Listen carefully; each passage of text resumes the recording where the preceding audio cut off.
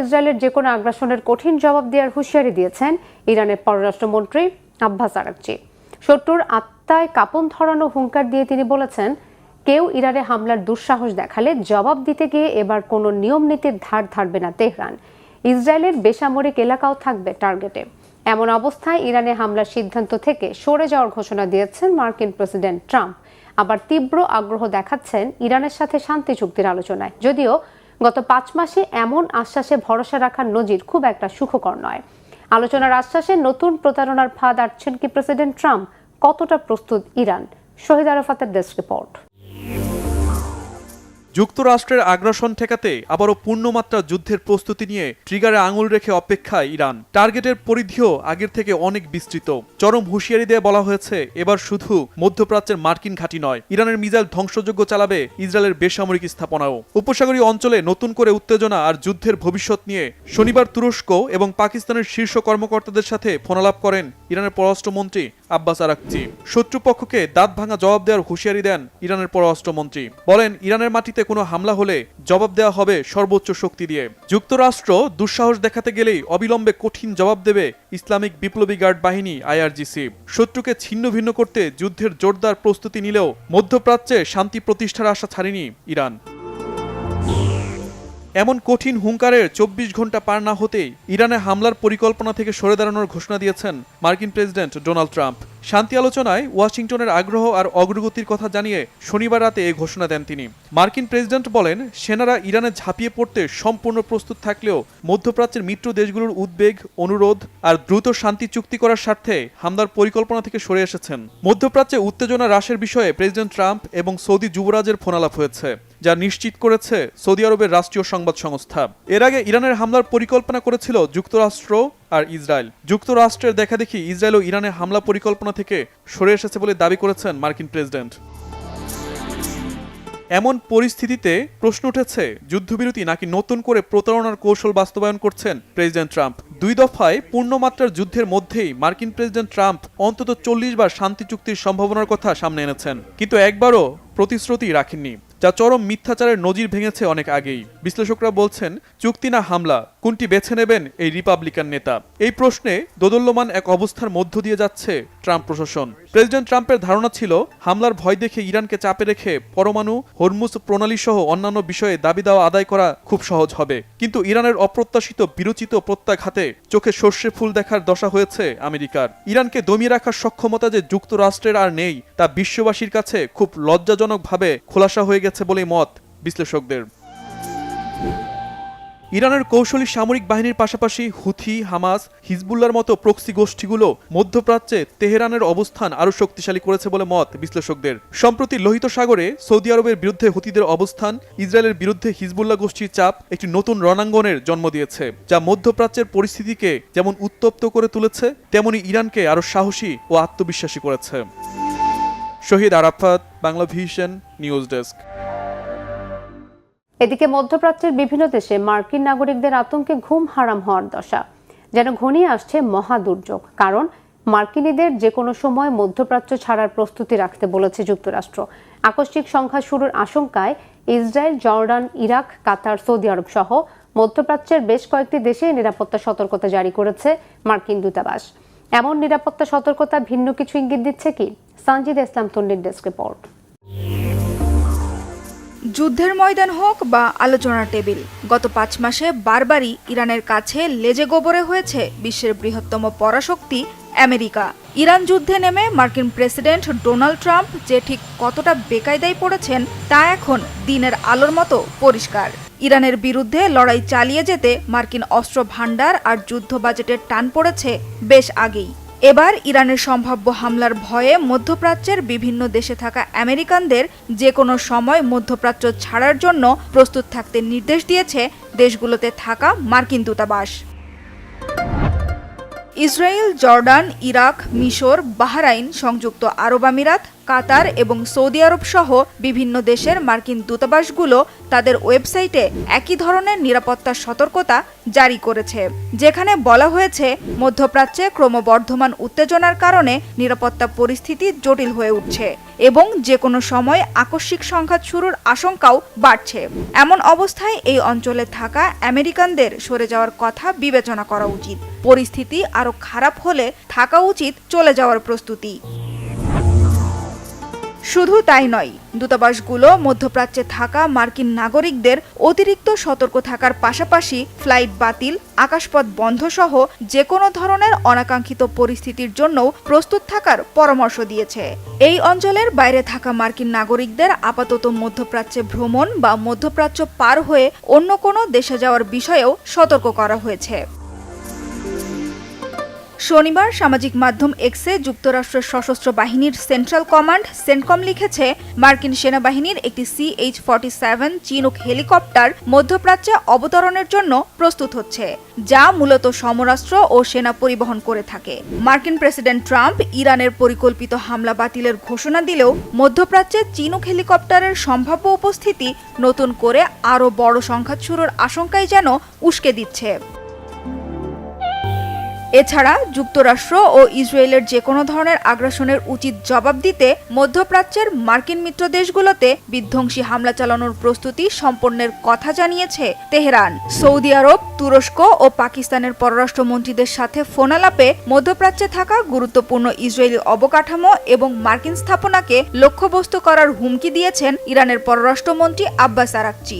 গত জুন মাসের সমঝোতা স্মারক ভেঙে পাল্টাপাল্টি হামলা শুরুর পর ইরানের মিসাইল ও ড্রোনের আঘাতে বেড়েছে মার্কিন সেনা হতাহতের সংখ্যা। নতুন করে বড় যুদ্ধ শুরু হলে সাধারণ মার্কিনীরাও রেহাই পাবে না, এমন আশঙ্কা থেকেই ট্রাম্প প্রশাসন সাধারণ মার্কিনীদের মধ্যপ্রাচ্য থেকে সরানোর কথা ভাবছেন বলে মনে করছেন অনেকেই। সানজিদা ইসলাম তন্নি, বাংলাভিশন নিউজ ডেস্ক। সমুদ্র পাড়ি দিয়ে মরক্কো থেকে স্পেনে হাজার হাজার অভিবাসীর অনুপ্রবেশকে নিছক মানবিক সংকট বলতে নারাজ আন্তর্জাতিক বিশ্লেষকরা। তাদের ধারণা এর পেছনে আছে বিশ্বের আরেক গুরুত্বপূর্ণ নৌপথ জিব্রাল্টার প্রণালীর নিয়ন্ত্রণের বিষয়। এখানেও কলকাঠি নাড়ছে আমেরিকা। আলোচনায় উঠে আসছে স্পেন সরকারের সাথে ট্রাম্প প্রশাসনের সম্পর্কের তিক্ততা।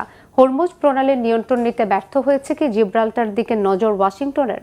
হাফিজুল ইসলামের ডেস্ক রিপোর্টে বিস্তারিত। ঐতিহাসিক জিব্রাল্টার প্রণালীর দখল নিতে পর্দার আড়াল থেকে কলকাঠি নাড়ছে যুক্তরাষ্ট্র। স্পেনের উপর চাপ বাড়াতে সীমান্তে অভিবাসী সংকট উস্কে দিচ্ছে ওয়াশিংটন।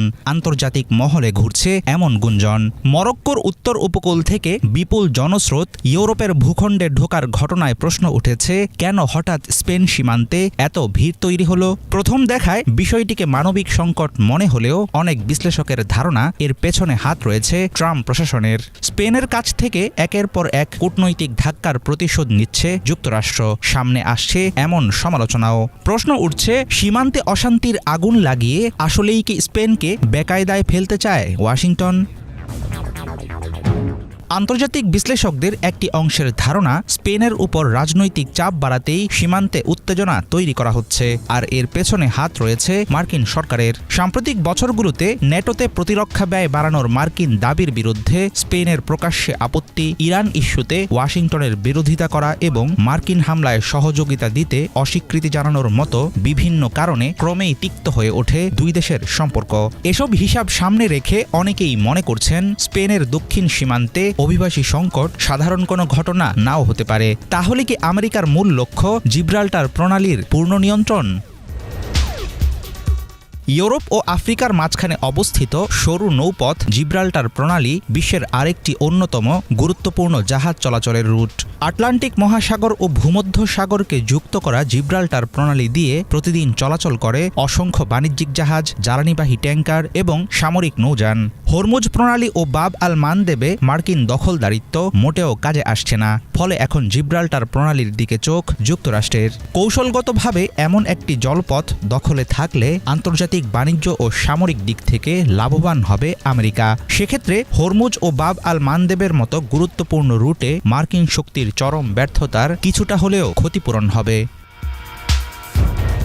স্পেনের সীমান্তবর্তী শহর সেউতা ও মেলিলাকে ঘিরে মরক্কোর দীর্ঘদিনের দাবি এবং মরক্কোর সঙ্গে যুক্তরাষ্ট্রের ঘনিষ্ঠ সম্পর্ককে একই সূত্রে দেখছেন অনেক পর্যবেক্ষক। তাদের মতে স্পেন যদি সীমান্ত সংকট ও অভ্যন্তরীণ চাপে দুর্বল হয় তাহলে জিব্রাল্টারকে নিয়ে ভবিষ্যতে আমেরিকার হিসাব নিকাশও বদলে যেতে পারে। তবে জিব্রাল্টার প্রণালী দখল নিতে যুক্তরাষ্ট্র চক্রান্ত চালিয়ে যাচ্ছে, এই দাবির পক্ষে এখনও পর্যন্ত কোনো নির্ভরযোগ্য প্রমাণ পাওয়া যায়নি। চলমান সংকট যুক্তরাষ্ট্র কিংবা কোনো বিদেশি শক্তির পরিকল্পিত পদক্ষেপ কিনা সেটাও নিশ্চিতভাবে বলার উপায় নেই।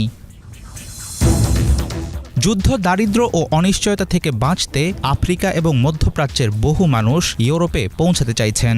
এমন পরিস্থিতিতে অভিবাসন ইস্যু আবারও ইউরোপের রাজনীতির কেন্দ্রে উঠে এসেছে। স্পেন সীমান্তের অভিবাসী সংকটকে অনেকে দেখছেন কূটনৈতিক ও ভূরাজনৈতিক টানাপোড়েনের আগাম ইঙ্গিত হিসেবে। স্পেন সরকার এখন দুই দিক থেকেই কোণঠাসা।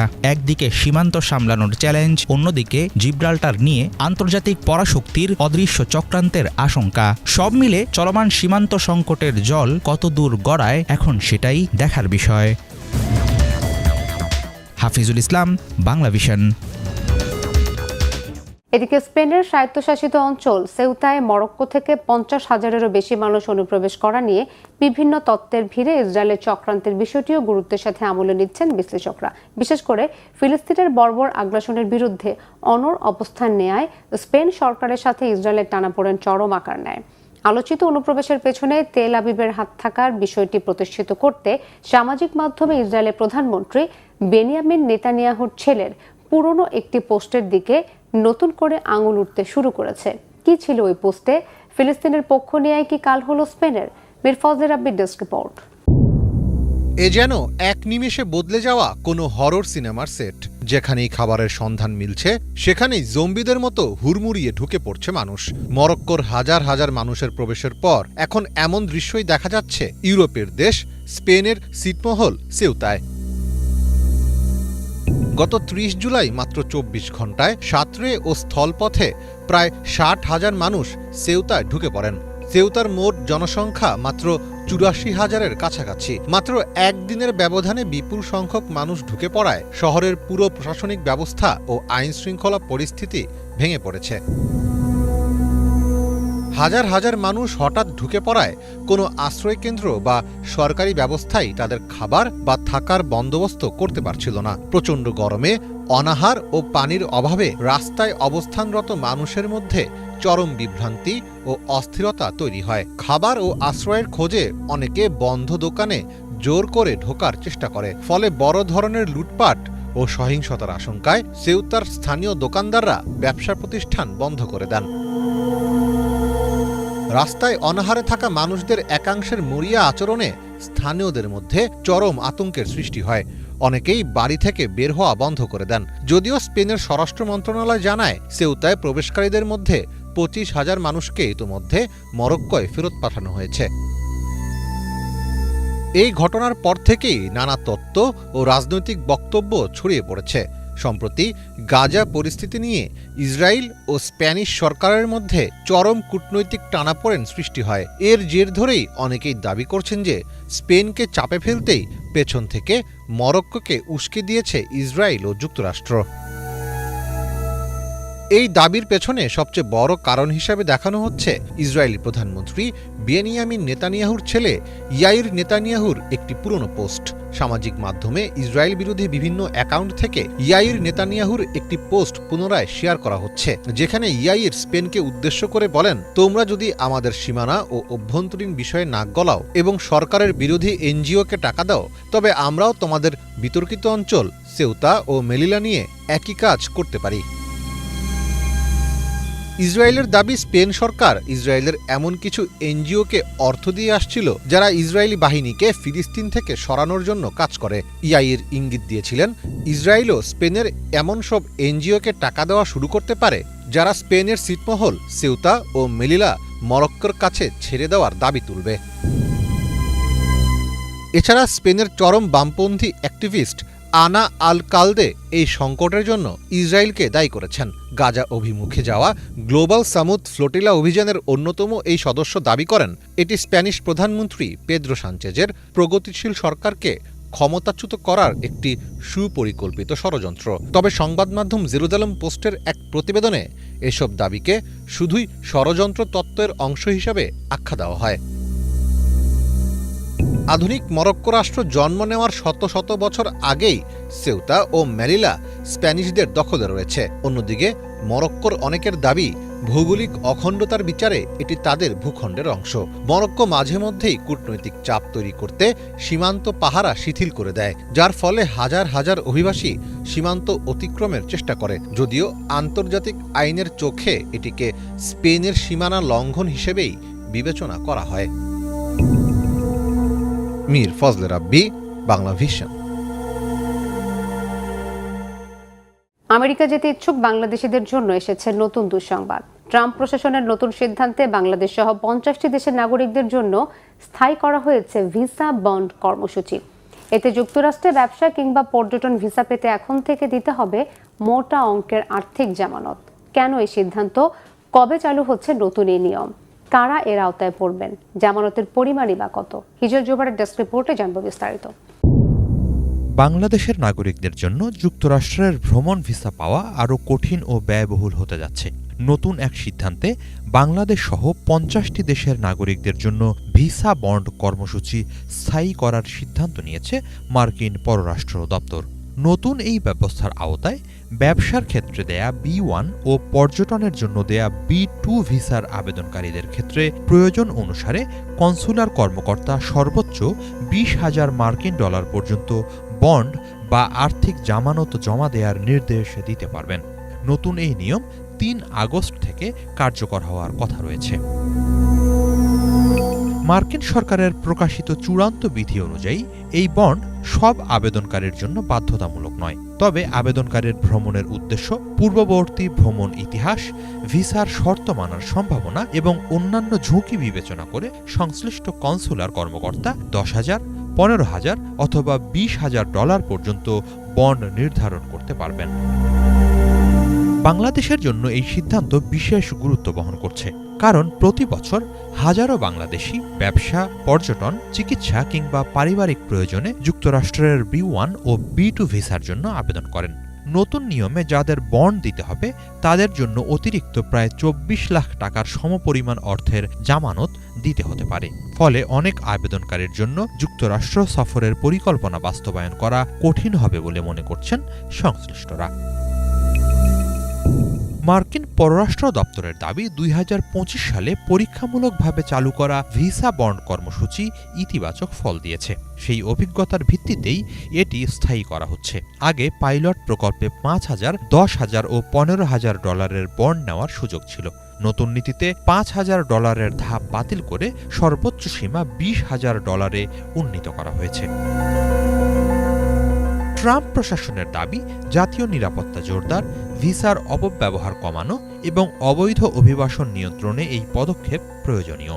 অবৈধ অভিবাসন ঠেকাতে ধারাবাহিকভাবে কঠোর পদক্ষেপ নিচ্ছে এই প্রশাসন। এর অংশ হিসেবে বিভিন্ন ভিসার আবেদন ফিও বাড়ানো হয়েছে। একই সাথে আবেদনকারীদের সামাজিক যোগাযোগ মাধ্যমের কার্যক্রমও যাচাই করা হচ্ছে। প্রশাসন বলছে, যেসব দেশের নাগরিকদের মধ্যে ভিসার মেয়াদ শেষ হওয়ার পরও যুক্তরাষ্ট্রে অবস্থান করার প্রবণতা তুলনামূলক বেশি, তাদের ক্ষেত্রে এই ব্যবস্থা ভিসার শর্ত মানতে উৎসাহিত করবে। নির্ধারিত সময়ের মধ্যে যুক্তরাষ্ট্র ত্যাগ করলে এবং ভিসার সব নিয়ম মেনে চললে জমা দেওয়া বন্ড ফেরত পাওয়া যাবে। তবে নির্দিষ্ট সময়ের পরও যুক্তরাষ্ট্রে অবস্থান করা বা ওভারস্টে, অনুমতি ছাড়া কাজ করা, যুক্তরাষ্ট্রে প্রবেশের পর রাজনৈতিক আশ্রয় বা অ্যাসাইলাম ও অন্যান্য মানবিক সুরক্ষার আবেদন জানানো সহ ভিসার শর্ত লঙ্ঘনের মতো ঘটনায় সেই অর্থ বাজেয়াপ্ত হতে পারে। বাংলাদেশ ছাড়াও এই কর্মসূচির আওতায় রয়েছে আরও 49টি দেশ, যার মধ্যে 30টি আফ্রিকার। দক্ষিণ এশিয়ায় বাংলাদেশের পাশাপাশি নেপাল ও ভুটানও এই নতুন ভিসা বন্ডের আওতায় তালিকাভুক্ত হয়েছে।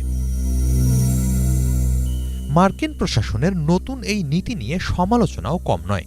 অভিবাসন বিশেষজ্ঞ ও মানবাধিকার কর্মীদের মতে, এত বড় অঙ্কের আর্থিক জামানতের শর্ত বৈধ ভ্রমণকারীদের জন্য বাড়তি চাপ সৃষ্টি করবে এবং এতে করে অনেক যোগ্য আবেদনকারী যুক্তরাষ্ট্র সফর থেকে নিরুৎসাহিত হতে পারেন। হিজল জোবায়ের, বাংলা ভিশন। রাশিয়ার রাজধানী মস্কোর একটি ক্যাফেতে আত্মঘাতী বোমা বিস্ফোরণে অন্তত ৩ জন নিহত হয়েছে, আহত হয়েছে ২১ জন। স্থানীয় সময় শনিবার রাত ৮টায় কুন্ডিনস্কায়া স্কয়ারের কাছে একটি ইতালিয়ান ক্যাফেতে এই বিস্ফোরণ হয়। রাশিয়ার জাতীয় সন্ত্রাসবিরোধী কমিটি জানিয়েছে ক্যাফেটিতে একটি পারিবারিক অনুষ্ঠান চলছিল। এ সময় এক নারী হাতে তৈরি বোমা নিয়ে ক্যাফের ভেতরে ঢোকার চেষ্টা চালায়। একজন নিরাপত্তা কর্মী তাকে বাধা দিলে সেখানে বোমার বিস্ফোরণ ঘটায় ওই নারী। এতে হামলাকারী নারী ছাড়াও বাধা দেওয়া নিরাপত্তা কর্মী এবং একজন অতিথি নিহত হন। প্রত্যক্ষদর্শীরা জানিয়েছেন বিস্ফোরণের পর রক্তাক্ত অনেক মানুষকে ঘটনাস্থল থেকে বের করে আনা হয়। আহতদের মধ্যে বেশ কয়েকজনের অবস্থা আশঙ্কাজনক। পেরুর নাচকা শহরে পর্যটকবাহী বিমান বিধ্বস্ত হয়ে ১৩ জন আরোহীর সবাই নিহত হয়েছেন। বিমানটিতে জার্মানি, ইতালি ও স্পেনের ১১ পর্যটক সহ পেরুর ২ জন ক্রু ছিলেন। উড্ডয়নের মাত্র ৫০ মিনিটের মাথায় বিমানটি বিধ্বস্ত হয়। শেষনা ক্যারাভান C208 মডেলের বিমানটি শনিবার পেরুর পিসকো বিমানবন্দর থেকে উড্ডয়নের পর নাচকা লাইন্স প্রত্নতাত্ত্বিক স্থানের কাছে পৌঁছলে কন্ট্রোল টাওয়ারের সাথে যোগাযোগ বিচ্ছিন্ন হয়ে যায়। যোগাযোগ পুনরায় স্থাপনের চেষ্টার মধ্যেই বিমানটি নাচকা শহর থেকে প্রায় ৬ কিলোমিটার দূরে শোকোজ এলাকার একটি ফসলি মাঠে আছড়ে পড়ে। এতে সাথে সাথেই বিমানটিতে আগুন ধরে যায়। উদ্ধারকারী দল দ্রুত ঘটনাস্থলে গেলেও বিমানের ১৩ আরোহীর কাউকে বাঁচানো যায়নি। বিমান বিধ্বস্তের সুনির্দিষ্ট কারণ জানতে উচ্চ পর্যায়ের একটি তদন্ত কমিটি গঠন করেছে পেরুর বেসামরিক বিমান